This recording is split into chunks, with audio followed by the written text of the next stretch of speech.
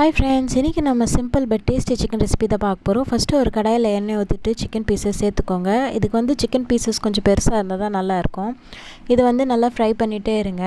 ஒரு 10 மினிட்ஸ்க்கு அப்புறம் பார்த்திங்கன்னா சிக்கன்லேருந்து தண்ணி ரிலீஸ் ஆகும்.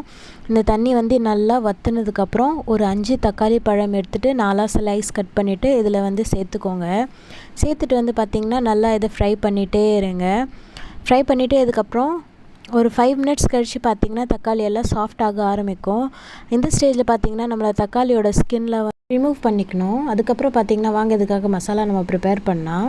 ஃபஸ்ட்டு பார்த்திங்கன்னா ஒரு ஸ்பூன் தனியா, கொஞ்சம் பிரிஞ்சி இலை, பட்டை, ஏலக்காய், ஒரு 2 கிராம்பு, 1/2 ஸ்பூன் மிளகு, சோம்பு, சீரகம், 5லேருந்து 10 காஞ்ச மிளகாய் எடுத்துகிட்டு நல்லா ரோஸ்ட் பண்ணி பவுடராக பண்ணி எடுத்துக்கோங்க.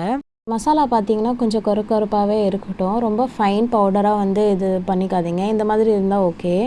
நெக்ஸ்ட்டு பார்த்திங்கன்னா சிக்கன் வந்து ஒரு 50% குக் ஆனதுக்கப்புறம் இதில் சால்ட், மஞ்சள்தூள், அதுக்கப்புறம் ஒரு ஸ்பூன் ரெட் சில்லி பவுடர் போட்டுக்கோங்க. நீங்கள் வந்து ஒரு 2 ஸ்பூன் கூட சேர்த்துக்கலாம் உங்கள் காரத்துக்கு ஏற்ற மாதிரி. இது வந்து நல்லா குக் ஆனதுக்கப்புறம் ஒரு சிக்கன் வந்து 70% குக் ஆனதுக்கப்புறம் ஒரு ஸ்பூன் இஞ்சி பூண்டு பேஸ்ட்டு, 2 பச்சை மிளகாய், அதுக்கப்புறம் 2 பெரிய வெங்காயம் வந்து இந்த மாதிரி க்யூப்ஸில் கட் பண்ணி இதில் சேர்த்துக்கோங்க. சிக்கன் வந்து இதுலேயே நல்லா குக் ஆகணும். அதுக்கப்புறம் ஒரு 90% சிக்கன் குக் ஆனதுக்கப்புறம் தான் நம்ம ப்ரிப்பேர் பண்ணல அந்த மசாலா வந்து நீங்கள் சேர்த்துக்கோங்க. அதுலேருந்து பார்த்திங்கன்னா ஒரு 2 ஸ்பூன் தான் நம்ம அந்த மசாலா சேர்க்க போகிறோம். நெக்ஸ்ட்டு சிக்கன் வந்து நல்லா குக் ஆனதுக்கப்புறம் கேஸ் வந்து லோ ஃப்ளேமில் வச்சுட்டு தயிர் வந்து நல்லா பீட் பண்ணிவிட்டு ஒரு 4லேருந்து 5 ஸ்பூன் தயிர் வந்து இதில் சேர்த்துக்கோங்க. தயிர் சேர்த்ததுக்கப்புறம் வந்து லோ ஃப்ளேம்லேயே இருக்கட்டும்.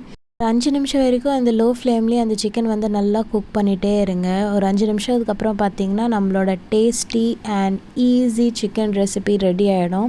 இதுதாங்க. இது வந்து சப்பாத்தி கூட பூரி கூட ரொம்ப டேஸ்ட்டாக இருக்கும். கண்டிப்பாக ஒரு முறை நான் சொன்ன அதே மெத்தட் ஃபாலோ பண்ணி நீங்களும் ட்ரை பண்ணிவிட்டு எப்படி இருக்குன்னு சொல்லுங்கள். மறக்காமல் சப்ஸ்கிரைப் பண்ணிவிடுங்க. தேங்க்யூ.